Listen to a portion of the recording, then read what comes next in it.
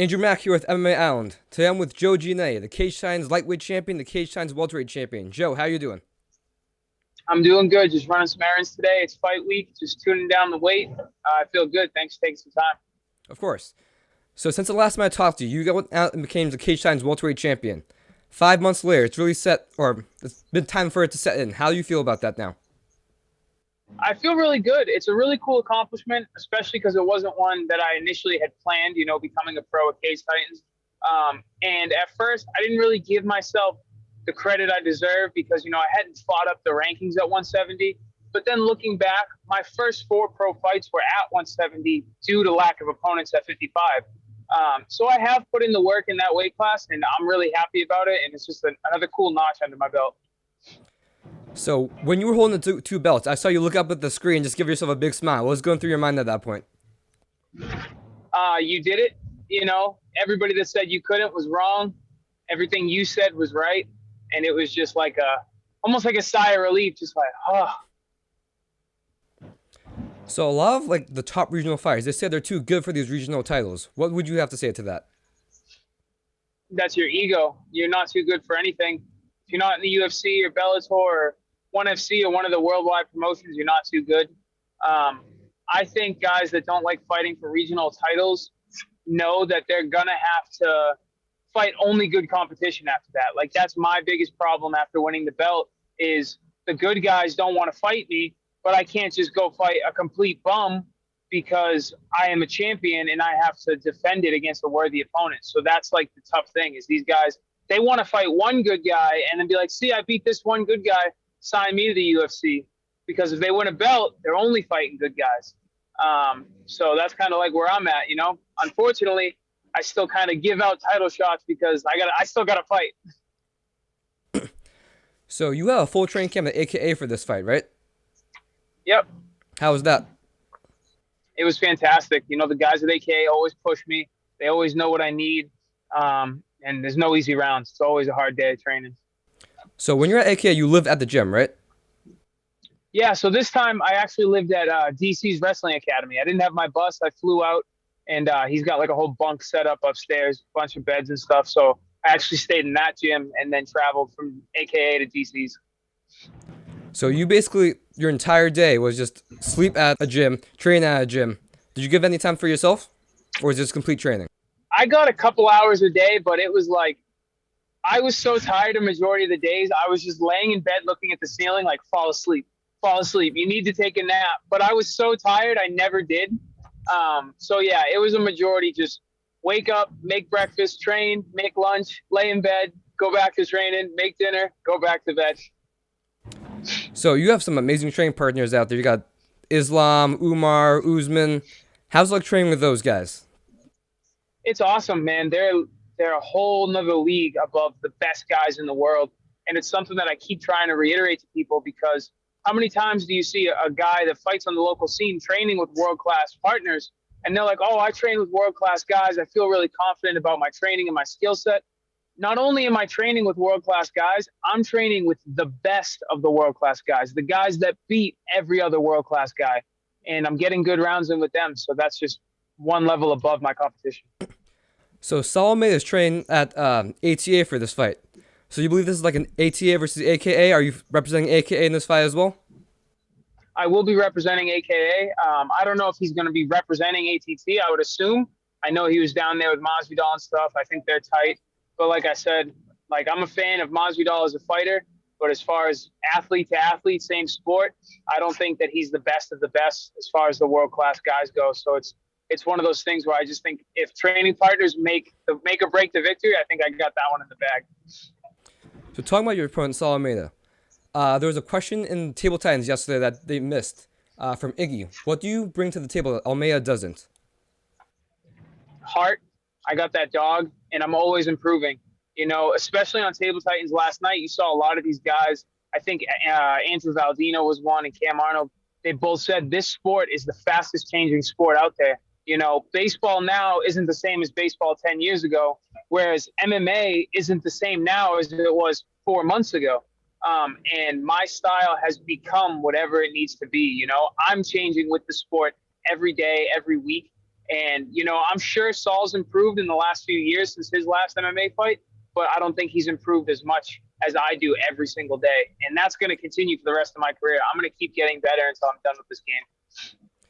So Saul's last MMA fight, July 26, 2019. It's been a while. You think he's gone rusty since then, or just cage rust, or whatever it's called? Maybe a little bit. I definitely think that there's certain things about the fight game that you really can't even practice. It's the definition of a gym warrior and a game night player. I always considered myself a game night player. I tell people all the time, if you train with me in the gym, don't come in here looking to prove yourself and beat me up, because everybody beats me up in the gym. I have a very weird training style, and it's because I'm always trying to improve. I'm always working on what I'm bad at. So in the gym, I'm just getting my ass kicked left and right, white belts to black belts to amateur fighters to pro fighters. And then people see me on fight night and they're like, that's the same guy. So it's one of those things where it's like, I just have that mentality to come out on fight night and do my thing because I'm good on fight night. I know those things that I have to do, and I try to fight so frequently, they never get rusty. So I think that there's going to be a couple little things that Saul thinks his experience will be with him, but that's a lot of time off that I think is going to make a big difference. So when you talk about Saul, you're always like, oh, he fought Calvin Kerr, he fought Rob Font, fought Manny Bermudez. Do you want to add that name to your list? Like, oh, Saul, he fought Joe Giannetti. Yeah, that's 100% going to happen, I believe. That list is a bunch of killers, a bunch of guys that had a great run in the UFC. Well, two of them still making great runs in the UFC. And I plan on making my way to a title shot one day for the UFC. So it's going to be one of those things where, Saul talks a lot of crap now, but one day he's going to be sitting at home on TV and go, I fought that guy. And that'll be his claim to fame. So I'll be on that list for sure. So being that you're defending your lightweight belt after fighting at welterweight, does it kind of suck that you have to be more strict with your diet after that welterweight fight? Oh, a ton. It's horrible. I see all my buddies that they're on the smoker in California making steaks and ribs, and I'm like, man, if I was at 170, I'd be having some of that. So you're very used to being the main event, the last fight of the night. Is that a position you enjoy, or would you rather fight early and get out? I would rather be the first fight of the night, in and out, get to the bar and hang out with my friends and get some drinks. It's always a long night. And that's why in the locker room, I'm always just I don't even think about the fight in the locker room until like 2 or 3 fights before me, because it's just too much mental stress on your body. You're just kicking it with your team until it's time to go. So I believe they asked you this at Table Titans yesterday, but I'm going to ask you again. What fight on this card are you most excited for besides your own? If anybody watched Table Titans, my original answer would be the Battles fight. That was a super high-level heavyweight fight we usually don't get to see on the local scene. Since that one's off, I'm going to have to say Valdina's fight against Baszler. I think both guys are always coming to throw down. They're always trying to impose their will. And I will say that I think that's one thing Valdina has that a lot of these other local guys have, like whether he's lacking in a certain skill set or, whatever it is in a fight, you'll never notice because he's imposing his will on these guys. And I'm really interested to see that against a guy like Baszler, who might definitely be lacking in a lot of things, but he's also trying to always impose his will. He's never taken a step backwards. So I think that fight's going to be fireworks. So originally Dana White said he would come to Boston for looking for a fight in December. It's now January 3rd, and he hasn't done so. Any thoughts on that? It's a little disappointing, but, we stayed ready for that one. I didn't know if it was going to end up happening, so I was kind of in this middle ground of like, I can fight at 70 if you need. So I was ready to fight at 70. I would prefer 55, but all I know is that I'm going to be ready for whatever comes next after this fight. I'm ready for this fight, and I'm going to get Dana White's eyes on me. And then after me, he'll be looking at the rest of New England because he knows that we can make killers. So let's say Sunday, Dana White announces they're looking for a fight in Boston, I don't know, end of January. You ready for that? I'll do it, 100%. I've already actually kind of been planning my meals for right after my fight. I'm planning on staying light, and I'm planning on celebrating with specific food that I really want. My biggest problem is I go to the bar after the fights and I eat all this junk food that I don't necessarily want, but it's there and I just fought, so I'm going to eat it. So I'm going to be bringing my own food to celebrate, and then the day after the fight, have a nice little brunch, and then get right back on my diet. So if Dana's ready for me, I'll be ready for him. So a big controversy in the MMA scene recently has been MMA judging. As a fighter that it can be directly affected to, what's your thoughts on the judging? I think judging has to change, man. I don't think the 10-point system is the way to go anymore. I just think a lot of these guys, especially the ones that have been making these big mistakes recently, I don't think they realize what they're doing or what the impact of their job is. I think we need to change the 10-point system. I think we need a whole new wave of judges. I know it's easier said than done, but something big's got to happen. So what do you think about one championships judging style, where they judge the entire fight in its entirety instead of round by round? It's interesting for sure. I've looked into it a couple cards ago, and I thought it was really cool. But I think I would have to do a little bit more research before I said I like it better or worse. So I recently saw an interview with John Danaher, who was asked, what would he tell Gordon Ryan if Gordon Ryan had to fight a lion or a grizzly bear? Danaher said, Gordon, you're fucked. You're going to die badly. Choose a lion because it will strangle you to death rather than pin you down and maul you to death. On that note, what's the biggest animal you think you could take in a fight? Biggest animal I think I could take in a fight. Unarmed, equal playing field. There's got to be a softie out there, right? I've seen manatee before as the answer. Manatee, huh? I think like a llama. Like that's probably the biggest one I could take. Everything else has claws. I can't fight back against claws. What if you're given any position that you want? Rear mount, triangle, like if twister. I could take. Oh my god. Yeah, give me a lion. Give me a lion back. I think I'm holding on for dear life. What position you said? You cut off for a second. Oh, give me his back. I want his neck. Rear naked choke. I'm squeezing for the life of me. So you were on Nick Heiler's, what was they called? 12 at 12, talking about Pokemon. What's your go-to Pokemon team? Your team of 6. My go-to Pokemon team is 6. So one of my favorite Pokemon of all time is Rayquaza. He's in every party that I have. We're going to take Charizard, Blaziken.